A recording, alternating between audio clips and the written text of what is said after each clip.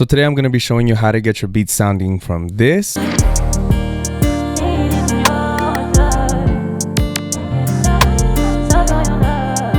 to this.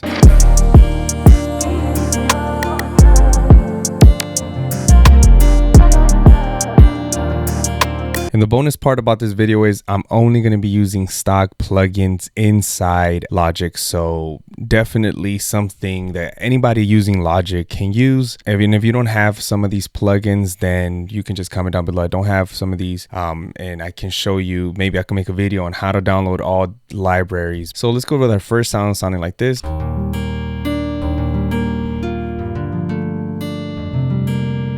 So this sounds good already. It's a stock plugin inside Alchemy already, and it's called Guitar PM Acoustic. In case you are wondering and want to use it, you can go ahead and grab that. So the cool thing about Alchemy is that it already has some effects integrated inside of it. So we can use the reverb, delay, cutoff, resonance, all this stuff right here. And if you have no idea what you're doing, just start messing with the knobs and see how it changes the sound. Your ears are always the best tools that you can use to make sure something is sounding nice. So let's go ahead and add some reverb from here.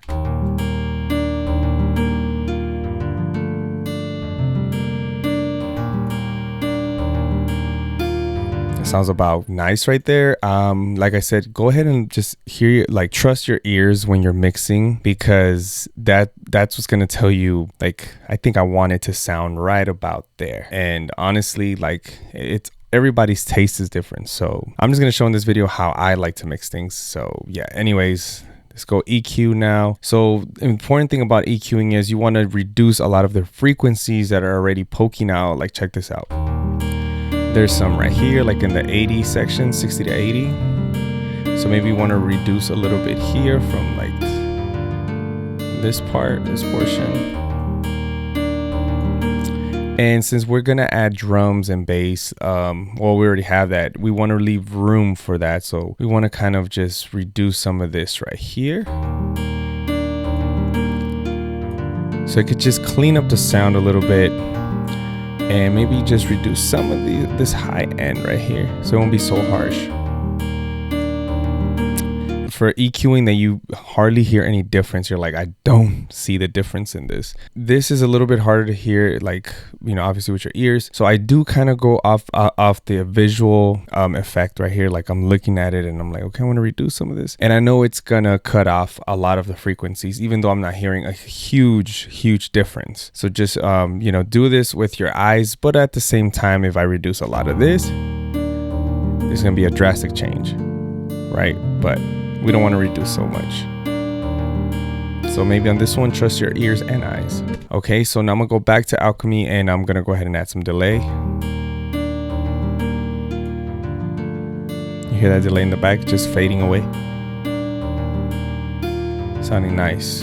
Okay, cool. We got one sound going. Now we are going to go ahead and bring this vocal chop up here because that was the first one. And together. I'm so stuck on your love. So this one is completely dry, right? So the first thing I want to do is EQ the vocals a little bit. Depending on your taste, if you want to go ahead and brighten them more, you like the way it's sounding, then leave it as is.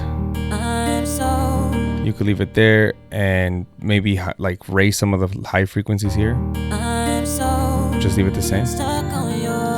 But what I like to do, because I'm making beats for artists, I'm making beats for R&B artists, I don't want this to be so obnoxious, maybe in the intro, but I don't want it to be so obnoxious to the point where the artist can't, you know, sing on top of this, or it's just going to be too much going on from the beginning. So I like to reduce a lot of the high and low frequencies. So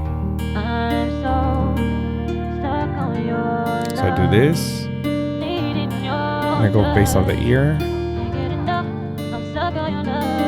Like right now it sounds a little muffled,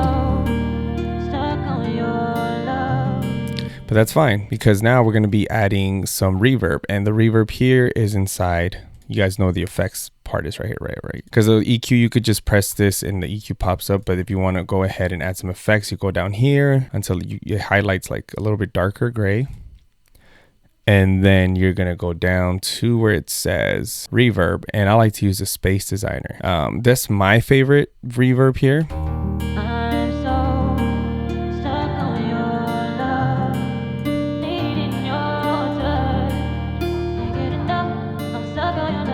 And I wouldn't mess too much if you're not familiar with doing too much reverb and stuff. I wouldn't mess with the spread so much. I would mess more with the wet and dry. It'd be the easiest way to make something sound like with more reverb and then it'll also cut off the reverb. The more dry you have it, the less reverb it's gonna have. But if you mix the two together, dry and wet, then you might get a nice combination of the reverb where it's not hitting so excessively, but it's hitting just nice enough for the vocals to sound like it has some reverb effect. If that makes sense. So we'll just leave it there. And we're gonna go ahead and add a compressor. Now the reason I'm gonna add a compressor, these vocals already sound compressed, but usually vocals don't come compressed. So I'm gonna go ahead and add a compressor and use the vintage VCA. The only reason why I'm gonna use this compressor in this option here is because it's gonna make it sound a little bit more vintage, and I want the vocals to sound more mellow and more of a vibe and just crunchy in a sense. So check how it sounds now. And then you can redo some of the makeup, the ratio down, and then we leave the distortion off unless you want it to distort. It's on and off. Let's check it out. Hear that? It's a small change, small difference, but it tightens up the sound way more to the point where the frequencies are not bouncing off each other, and it compresses the sound pretty good. So I would just end the vocals with that. This is how it sounded with no effects in the beginning. And now with the effects. And you could even raise the volume up a little bit in case you want more. And we'll just leave it there. Okay, so the next thing is this next instrument.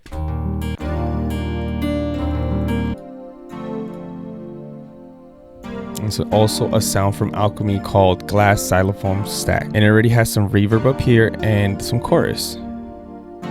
That's just how it sounds already. Beautiful sound, stock sound, which is crazy, right? I'm giving you guys a sauce right now. So hit that like button. This video is helping you out right now, even finding better sounds. So yeah, definitely beautiful sound. And in this one, I honestly did not add any effects. I don't think it needs any effects. I wouldn't, maybe if you want to reduce some of the low frequency, if you want to reduce some of these frequencies here, the low frequencies, but it doesn't have too many low frequencies. And you maybe reduce some of the high frequencies. But this is not too necessary because the sound is it's just so subtle. And then I want to do a stereo pan for this. Like sometimes when you want a sound to sound kind of on one side of the headphone, but kind of also make it sound from both sides, you want to do a stereo pan, you go over here, right click stereo pan, and then you move it to whatever and you want it to sound more on. Now the key to this, if you go like this, let me put this here. If you go all the way here, it's gonna go only on one side of the ear. You can hear it. If you're wearing headphones, you can only hear it on the right. Now you're gonna only hear it on the left, right? So you want to get a good mix and leave it kind of more on one side, but stereo it out to the point where you can hear it on both ears. But it's kind of like just playing out through both ears in a sense, but that gives it that stereo effect, if that makes sense. I know there's like a lot to take in if it is like your first time trying to learn how to mix stuff, but honestly it's not that hard once you just keep doing it over and over every single day or every week, whenever you have a chance. The next instrument I have here is the exact same instrument. It's just higher pitch, so I pitched it up an octave. So for the choruses, this could really pop out. For this, I am going to want to reduce some of the frequencies. I'm going to reduce some of the high because it's pretty high pitched, and not reduce everything in the high because I do want it to stand out in the choruses. So that's what I'm saying. When it comes to like mixing your beats, it all depends on you, where you want the stuff to land, basically, or how you want it to sound. Like for instance, this one I kind of took a whole different route. I want this high pitched sound to kind of just make a difference in the choruses and stuff like that. So that's why I do that. Okay, now together it's sounding like this.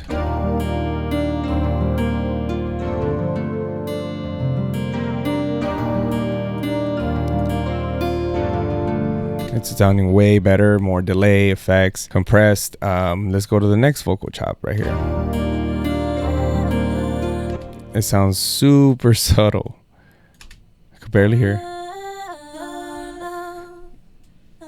So for this one, again, we want to add, like, you don't need a compressor for this, but just maybe reduce some of the high frequencies.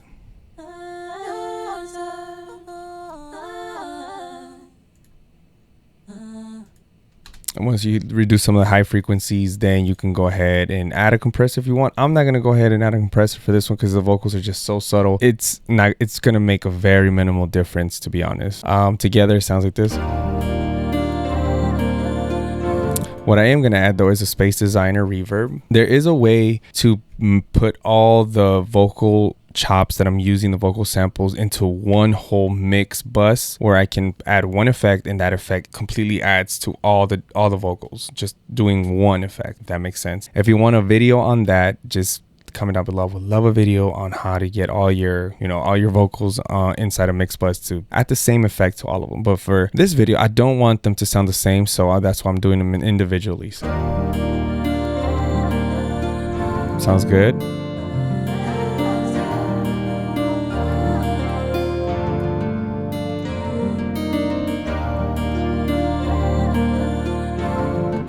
All right, so and then this go to the next chorus, the next vocal right here.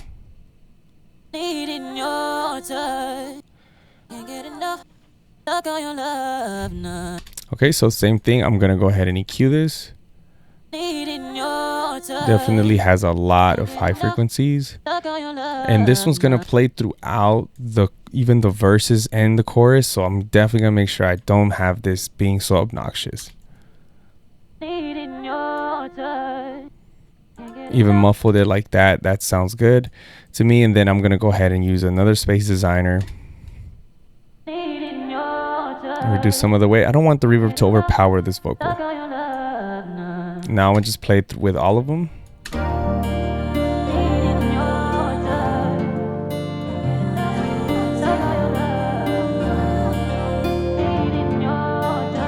Okay, sounding really good. For the rim shots and stuff like that, I don't think I'm gonna go over too much of this stuff like this. The kick, yes, but not the rim shot.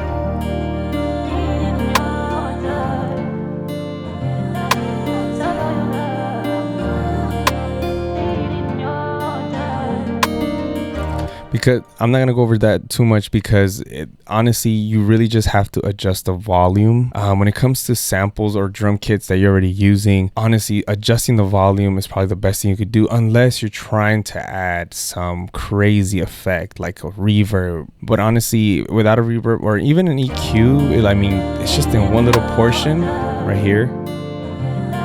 You could clean it up by reducing some of the low end here,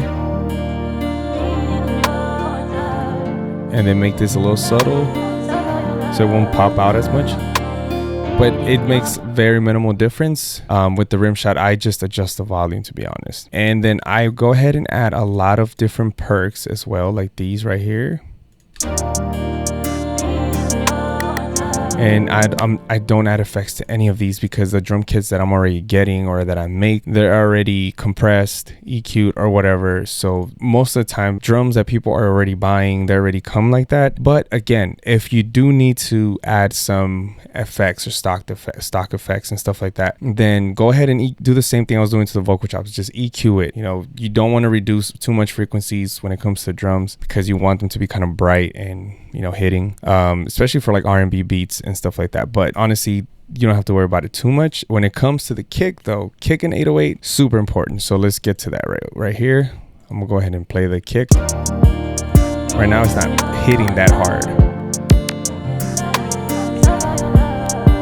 So what you want to do is you want to go ahead and raise up the kick. Don't be scared for this thing to clip red. Okay, not right now. Let's go. Sounding better. Just make sure, pull it up to a point where it's kind of distorting a bit.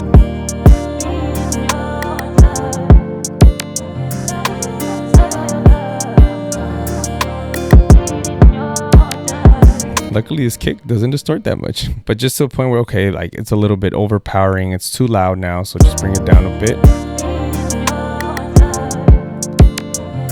Most kicks this is something super important. Get yourself a good drum kit from a producer that you like, if you're going to be making like these type of beats, like hip-hop, R&B beats, because most of the time you're going to need kicks already that are already compressed and processed. You're not going to find a good stock kick inside Logic like this one. It's just not going to happen. So, I don't sell any drum kits or anything. Maybe I should, but find yourself one, and then as you EQ the kick that you're getting, make sure that if it's distorting, reduce a little bit of the low end like this. And then I'm gonna bring in the 808.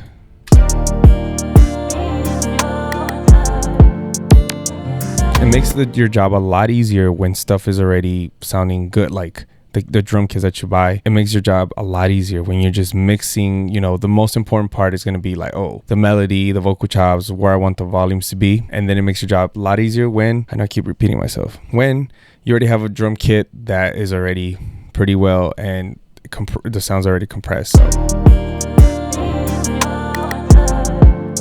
right here, the 808's kind of distorting a bit, so we want to EQ this to a point where it is not distorting. It's okay to reduce some of this low end and then raise up some of this low mid range.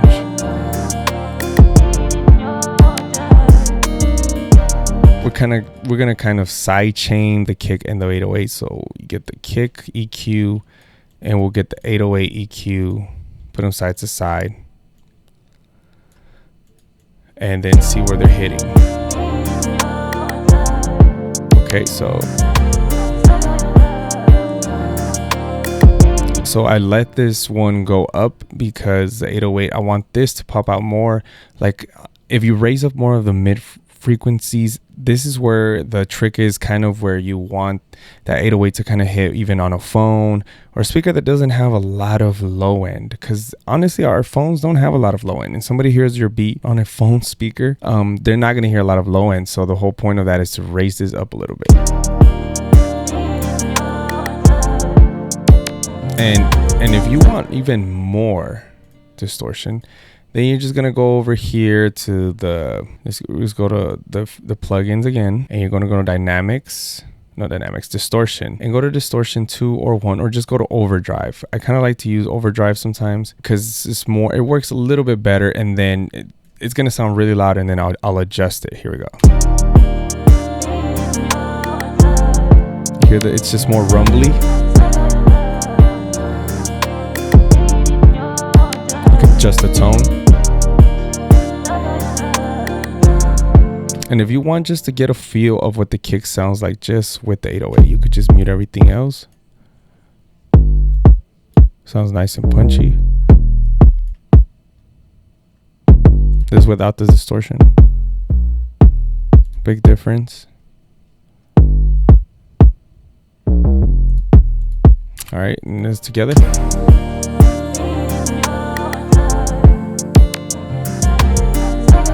You see, when the whole mix comes in together, the 808 is not distorting. It's not like you don't hear it as much as you did while it was by itself. There's that whole point to just keep mixing, turning on and off, hear it by itself, and then hear it with the rest of the mix. The most important part is always to hear it with the rest of everything, because that's going to be the final product, right? So once you have that, then you can go to your master mix.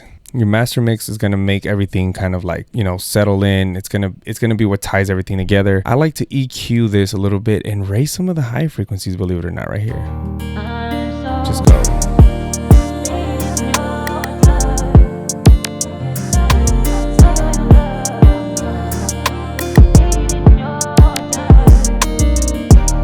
And then I like to go ahead and add an adaptive limiter. I don't know why I keep putting it from there. And then raise the gain. And then reduce some of the ceiling up to 1, so this will never hit over 1.